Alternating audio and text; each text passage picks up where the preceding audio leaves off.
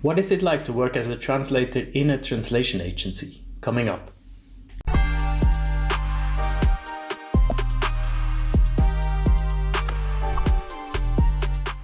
Hello and welcome back to the Freelanceverse. Hope you're all doing well. I hope the lighting is okay. It's getting to that time of the year where it's still dark in the morning when I start to work, so it's just getting bright now. Today I have a very special video. As you can see, I'm dressed in a bit formal clothes, right? That is exactly why, because I'm not working for myself today. I was invited by LinguaeMundi, which is a translation agency based in Portugal. And the CEO, Filipe, he was already on the channel once. He asked me if I would like to work as an internal translator for an agency for a day. So of course, I think that's a great way to show you guys a bit this perspective as well, because I don't really have this perspective as a freelancer, right? So I will spend half a day working as an internal linguist, attend all the management meeting, all the linguist meetings. I will talk to a vendor manager, etc. So I'm super excited to give you this perspective, and to get this video started, I will have a quick introduction with Filipe, and after we get into the meetings. I hope you enjoy. So the first meeting I have with Filipe. He's the CEO of LinguaeMundi. Thanks so much for giving me the chance to take a look behind the scenes and being my boss for today, right? So could you tell us a bit about your agency? What is it you're doing? So hi, my name's Filipe. Like Adrian said, I'm the CEO of LinguaeMundi. We've been around for 26 years now. We're a company that's very focused on production efficiency, how to make our productivity the highest possible so that we can live up to our number one principle as a company, which is respect for people. What we found is that when you invest your time and energy making processes simple and easy to use, making your company efficient, making things run on time, and alleviating the workload for your employees, the benefit of all of this is that you can actually show a lot more respect to everybody around you in your company. Definitely, yeah. I'm very excited to see more how it actually works on a daily basis. What do you have planned for me today? What can I expect? So today, you're going to have the opportunity to talk a little bit to our vendor manager and our quality manager. I think that's going to be interesting for your freelancer viewers to see the perspective of how this side of the barricade works, and what do we want and what do we expect from our suppliers, and how can they position themselves better so they can receive more work from their clients. Next up, we have our daily management system meeting. This is a meeting we have every day. I always try to attend these because I find, like, even if, let's say I have a very busy day and I don't have a lot of time to communicate with my company and with my employees, it allows me to get the general idea of everything that's going on in the company and all the moving parts. They normally take about 15 to 20 minutes. A different person does it every day, moderates it every day, so that so everybody can get involved, and everybody, at least every once in a while, has to do a bit of homework about where the company's at and what's everything that's going on in the company. And then finally, you're gonna attend one of our improvement meetings. We call them Kaizen meetings, which is about every department has about an hour a week that we invest in brainstorming ideas and coming up with potential new processes and workflows that may improve the way we work and the way our company runs. Amazing. Okay, I'm excited. I think the first call I have with Ines, with the quality manager. So let's get things started, and I see you later. So the first meeting I have is with Ines Lucas. She is the quality manager at LinguaeMundi. Thank you so much for talking to me. I have a few questions about quality management, because that's something that as a freelancer, I mean, of course I have some kind of quality assurance in my workflow, but no one specifically is looking at that, right? So it's very interesting to have someone that exclusively does that as a job. So could you tell the viewers what is it you do at the agency? Of course. So I don't supervise the quality of each and every project we have. I rely on the revisers team for that, internal revisers team, and I rely on their feedback for that, actually. So whatever they say to me, whatever they send to me, is what I take as the information to share with the linguists, to share that feedback with the linguists. And what I do is, we are also a ISO certified company. Mm-hmm. So that comes with certain requirements, and in my job I have to make sure those requirements are met. And how do you make sure the ISO certification is met? Do you have like a checklist that you need to ask freelancers to provide documentation with? Yes, kind of something like that. So to meet the ISO requirements, they have to fulfill one of three requirements, which is they have to have a degree in translation, or in any other area that has translation in the field as well, or a degree in any other area plus 2 years of experience working in translation, or if they don't have a degree, they have to have 5 years at least working in translation. So being an ISO certified company, we can only use vendors that meet these requirements, one of these requirements. You say 5 years experience in languages or in translation, right? In translation. So how would you describe that? Like, does it mean they have to have worked as a translator in an employed position or as a freelancer? Or no, yeah, it can be. It's a very fluid concept, so the requirement doesn't specify any of that. So it's basically in the industry. We take it. It's that you don't have to be employed by an LSP. You can be a freelancer. You present your CV, and that's the information we're going to take into consideration. So okay. It's not something that you have, very specific and regulated requirements. Yeah, because in the beginning, if someone is starting out, it doesn't really matter then, because you do require 5 years. But I'm wondering, like I always tell people, don't wait until you finish your degree to start, right? Just start while you are studying. So I'm sometimes wondering, do these years already count? Like, even though people are not working full time, right? But they're just trying to get into the industry. Yeah. So I guess it's a case-by-case situation for you. Yeah, and I mean, I've seen you also advise people to start translating, for example, articles even without being paid.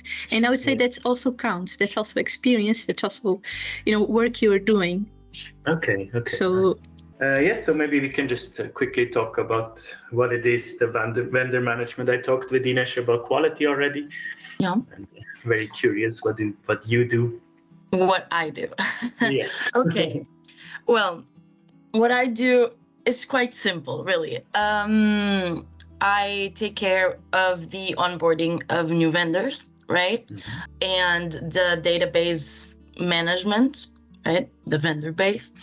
And within that, there's, of course, a strategy behind it, right? Because you can't just be doing things willy-nilly. Without knowing why, without having a purpose. We made our onboarding process as quick as possible without, damaging that initial relationship, which is super important. When a vendor is new, then they're followed a lot more closely. Right? So those first 3 projects, at least, they're very important for our editors to revise the work, to give them feedback, for us to understand not only the practical quality that they have, but also how they respond to feedback. When do you look for new people? Is it when you get a new big project and you don't have enough people, or how do you have a regular update of your pool? How does that work? Yeah, that's a great question. So the role of vendor manager is somehow recent. I've started working here less than 2 years ago, and that's when we've kind of built the vendor management department. And it's also when, we started thinking about growing in a more active way. So looking for clients in a more active way and all that. So we try not to do reactive vendor management. So like when we get a big project, then we get the people. No, we try as much as possible to have the teams ready for the projects that we want to get. And how can you give us kind of a walkthrough? How do you look for new people? How do you find the people that you're looking for? Maybe it's good for my viewers to have certain keywords in their profile, etc. Yeah, of course. So that is sometimes can be really complicated, because you need people that you can trust, and you need them to kind of match the filter that you need, right? So the easiest way is Probst, which I used a lot. Really? Okay. Yeah, because I mean, I don't know how many more young people are still using it, but it's still very, very useful. I found a lot of people there, and the best part is it really is easy to filter. Like, I can put there the rate that I need, the tool that I need, the vertical that I need, like everything is there. So it's so helpful. So if more people use that, I mean, it would make my job a lot easier. Okay. Then what I try is recommendations. So I ask my most trusted vendors if they have colleagues that they know that they could recommend me, because then I already kind of half trust that person to be good. And that's another way. And then LinkedIn. I really like LinkedIn for this, because I mean, it can be tricky because not everyone is marketing themselves, and not everyone is, has in the description what they actually do or the language pairs that they do, which can be really hard to find them. So for me, it's like translator, reviser, and having the language pairs that they do in like the description right after your name. That really helps. Yeah, because sometimes when we get a new job, like when it's asked for, in person, we need to fill it out with all those. I'm asking because it would also be interesting. I've noticed that some clients with the NDAs and all, it would be interesting if this could be there as well. I see that this has already been shared with the client, and we are waiting for their feedback. Correct, Filipe? I think so, yeah. I don't know if who's getting who is forwarded emails while he's on holiday. No updates. Okay. Okay. Karina, did you talk to Alison or did Yeah, but I've talked to Alison. Second point here is the difference between the fulfillment or following of the instructions between external and internal linguists. Okay, so the next and the most favorite is problems. As you can see, Adrian, we have almost no problems. Sounds good. So that would be the biggest problem of them all. The day that board is empty. Yeah. Yeah. But we won't let this happen. So it's to increase average translator output from 3,250 words a day to 4,000, while lowering the number of customer complaints from 3.29 per 100k invoice to less than 2.5. So this is our goal, and everything that's on this sheet has to work towards achieving this goal. So before we move forward with with our own tasks, could you give an example? Could you just give an example of a PDCA to Adrian and go through the different steps that normally of course. we use? So for example, this one was about MemoQ training. So what we do is we identify a problem, which we state here. In this case, our problem is we had a lack of understanding on how MemoQ features work in current team of translators, and we wanted to raise this awareness from 69% to 90%. The way we reached these percentages was through testing. We asked the translators to show, in this case me, how to perform certain tasks and assess their knowledge. I think I can give you a couple of examples of the things that we have already done that are being useful. One of them is color coding in MemoQ. So for example, what we do is we ask the translator to leave comments to the reviewer, and we have a system for this.